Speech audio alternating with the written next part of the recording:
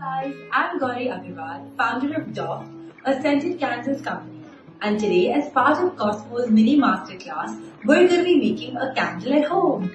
So at DOFT, all our candles are made in a lab with control settings to make sure the wax and wick are perfect for burning. But today at home, we're going to use easy ingredients and steps to make your own candle. The bowl for the candle, wax, wicks, tape or glue dots, your fragrance or essential oil, and we got some dried and pressed flowers from the garden to decorate our candle. So for the bowl of the candle, you can use any container at home, or you can also repurpose an old candle. A trick to repurpose a candle is that when you have a little wax remaining, pop the candle in the freezer and the next morning scoop the wax out with a butter knife, and then your candle is completely new to use. So we're repurposing a DOFT Macro Nature candle.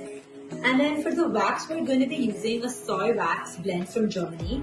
We would also recommend using soy wax because it's paraffin and chemical free, so it allows for a clean burning and doesn't cause even any pollution. The amount of wax you should use is double the quantity of your bowl because the wax is going to melt down a lot. Now the wax is being melted using a double boiling method. Until then, we're going to add the wicks to the bowl.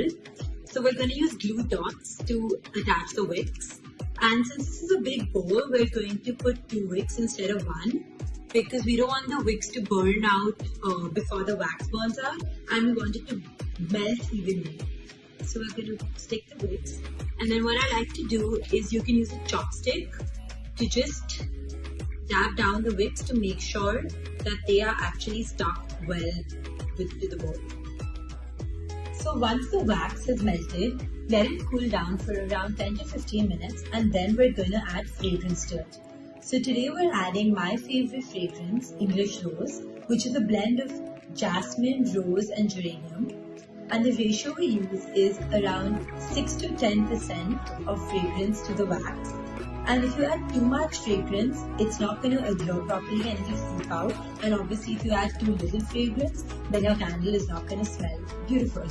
I'm going to use a chopstick to keep the wicks upright before I pour the wax. So when I pour the wax, the wicks don't move. And then pour your wax into the container really slowly and evenly till around 3/4 of the container. Pouring, wait for around 5 minutes till the wax starts to solidify, and then you can add dried flowers for decoration.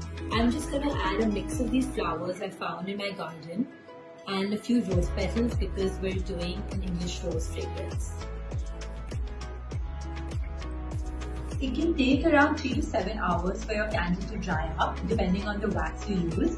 And once your candle is dried up, you can just trim the excess wick. The candle is ready to light up.